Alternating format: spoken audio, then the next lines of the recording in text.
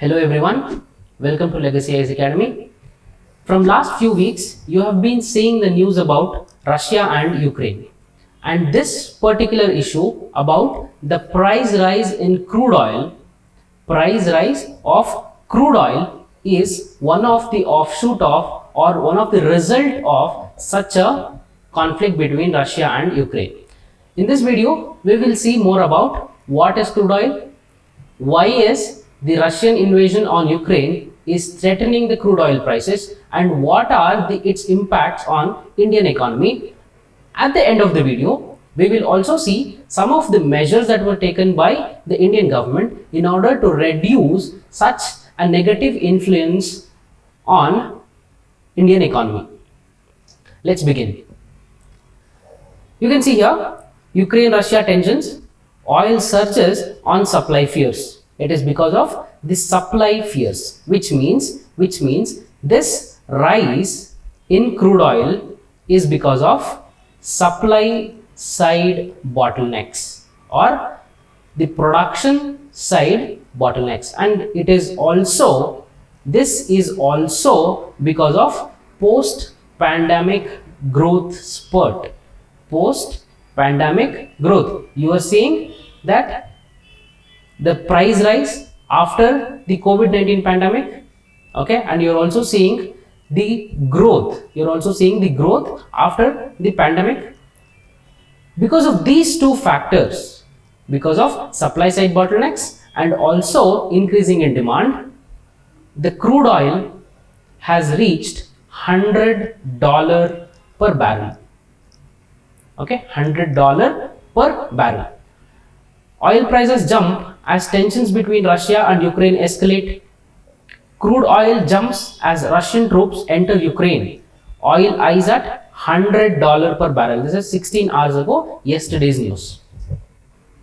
You can see here the finance minister talks about crude oil poses a key risk to financial stability. At the end of the video, we will see how the macroeconomic indicators are threatened by a rise in crude oil prices. This is today's article.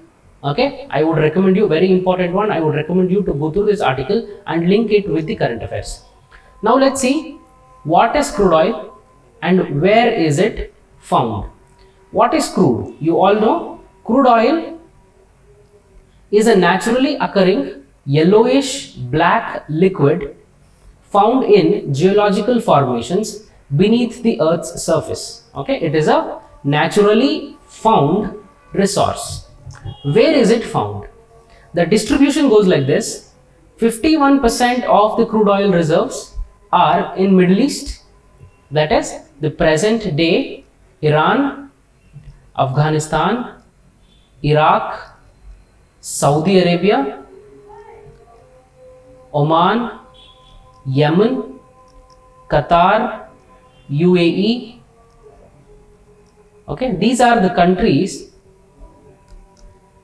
which have 51% of crude oil reserves.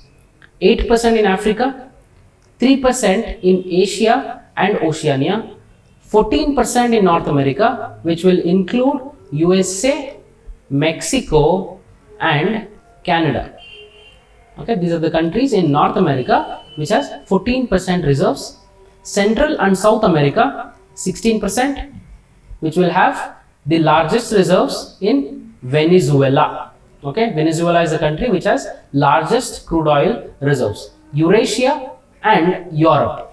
See, because of Russia and Ukraine tensions, the supply in Middle East, Eurasia and Europe is threatened. Okay, Eurasia, Europe and Middle East is threatened. How important is Middle East for crude oil? You can see here Saudi Arabia, Yemen, Oman, UAE, Qatar, Kuwait. Okay, crude oil. The entire Middle East, the main source of economy is crude oil and gas. That is why we saw 51% of reserves, 51% of the global reserves are concentrated in the Middle East. OPEC share of world crude oil reserves, we have an organization called OPEC, Organization of Petroleum Exporting Countries. You can see here, Venezuela 25.5% of the reserves, Saudi Arabia, Iran, Iraq, Kuwait, UAE. Okay, these are the countries which contribute almost 60% of the entire crude oil reserves in the world. Okay, these countries of Middle East, Europe and Eurasia almost contribute to around 60% of the crude oil reserves. See, this is a huge percentage when it comes to the entire crude oil reserves, and this entire region is being politically threatened because of Russia and Ukraine conflict. This is the reason why we have supply side bottlenecks and the production side bottlenecks, which has resulted in the rise of crude oil, and it has almost reached $100. Okay, it might increase in future. If it increases, we will update you on that. What is the present issue? Why is it increasing? We have seen this already. Russia is the third largest producer of oil in the world, accounting over 12% of the global crude oil production. Russia is the third largest producer. If the Russian political situation is fragile and Russia is going to war, in that case the oil production will reduce. You would have studied in your economics, if the production is reduced and the demand is high, it leads to inflation. This is called inflation, and this is what is happening with respect to crude oil as of now. You can see here, oil nears $100. Retail prices of the fuel may rise, it might rise.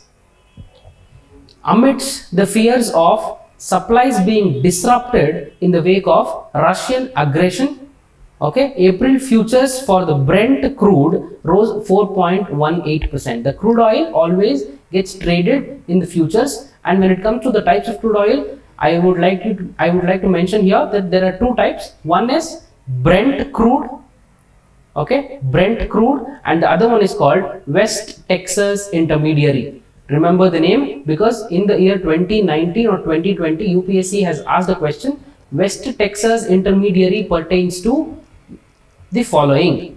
Okay, UPSC had given 4 options, in which one of the option was crude. One of the option was crude oil, and this was the correct answer. So West Texas Intermediary is a type of crude oil.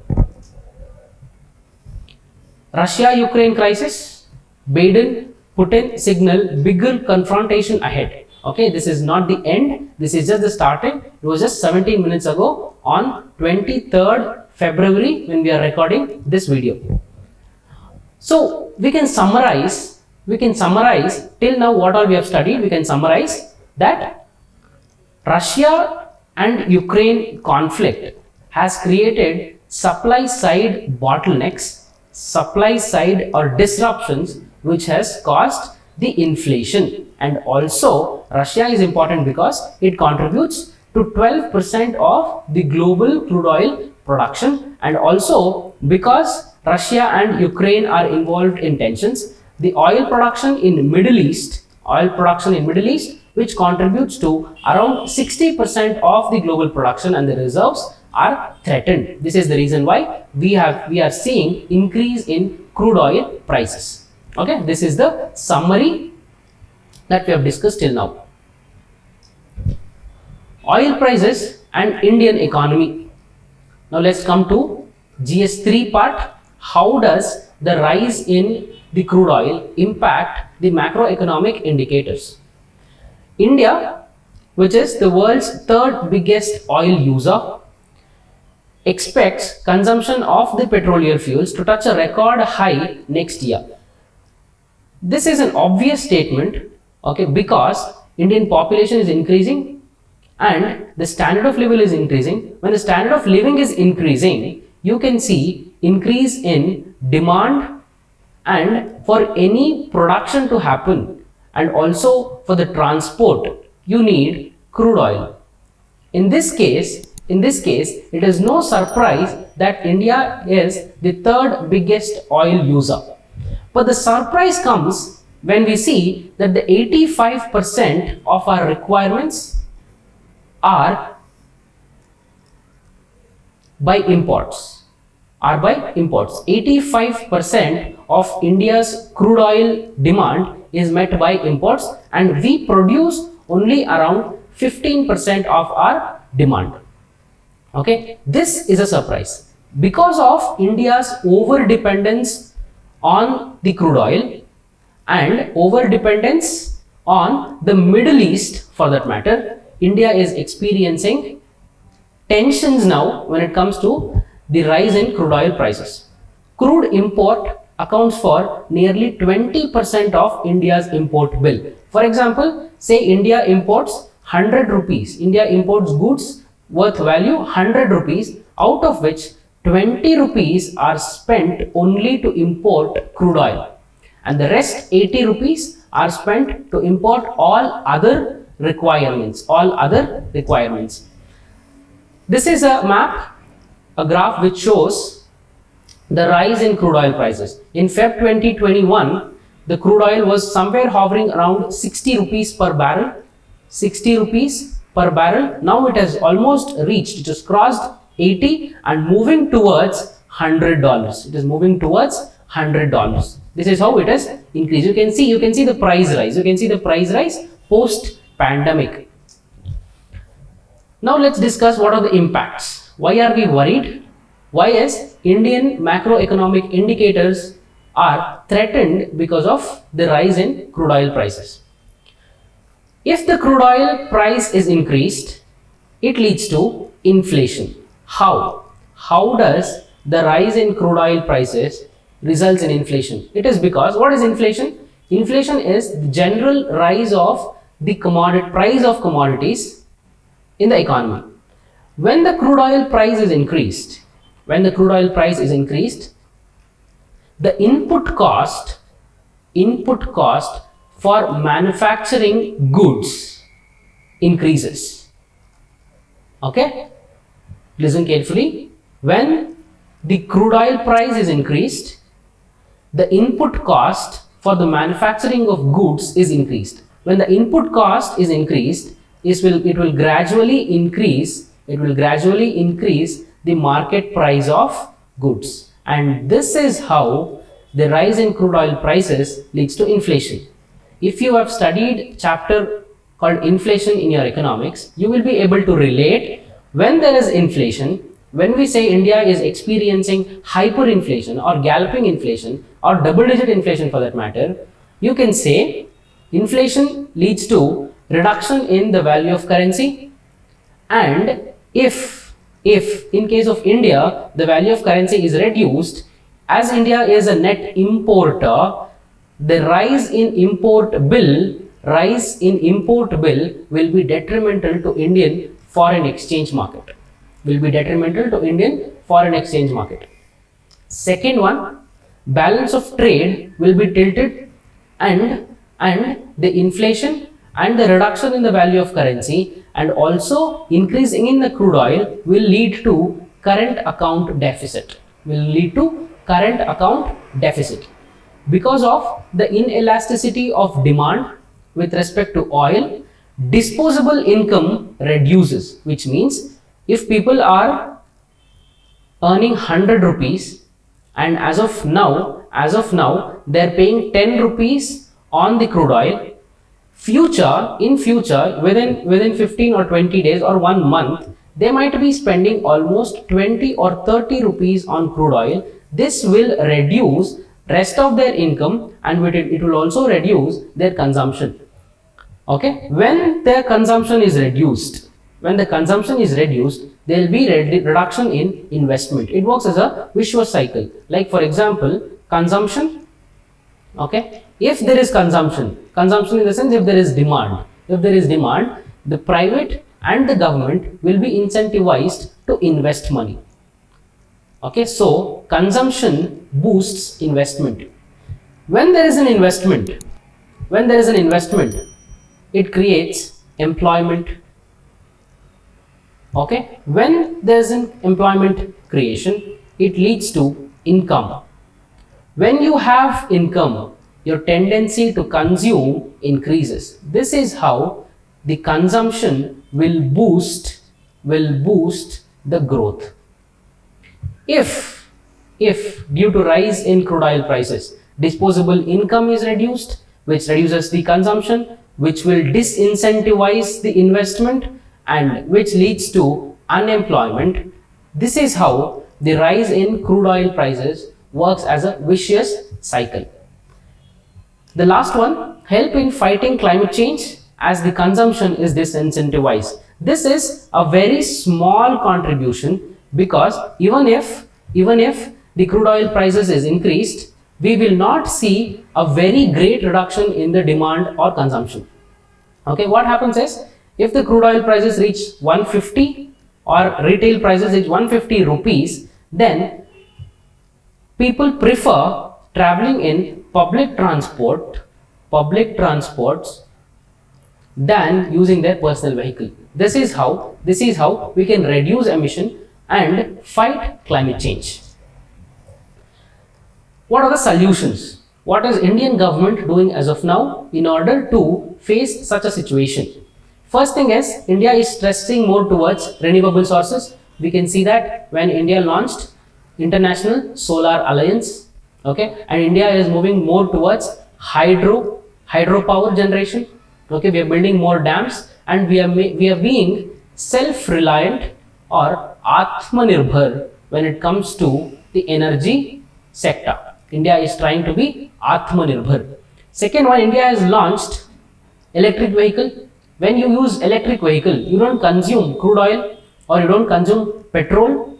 In that case, you reduce your dependence on foreign economy or foreign market. India has launched FAME India scheme, which is called faster adoption and manufacturing of electric vehicles. Okay, through FAME India scheme, India is boosting electric vehicle sector. And recently, Transport Minister has talked about flex engines which uses ethanol as a fuel, and this ethanol can be sourced from sugarcane. So we are not being dependent on the foreign markets for crude oil. This is how we are moving towards self-reliance or Atmanirbhar.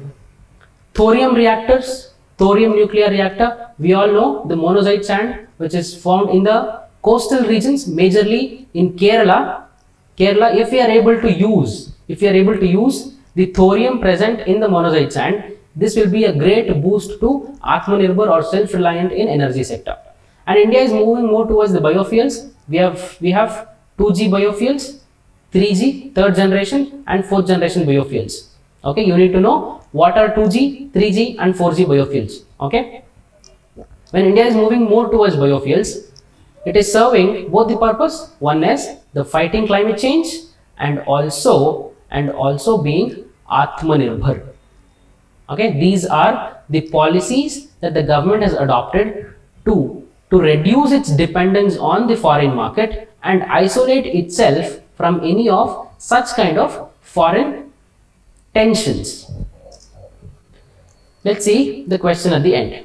India's macroeconomic indicators depend heavily on the international crude oil prices. Elaborate. Okay, this is a question which will test your economic concepts. Okay, that's all for today. I hope you have liked the video. For more such enriching content, please subscribe to Legacy IAS Academy. Thank you. Have a nice day.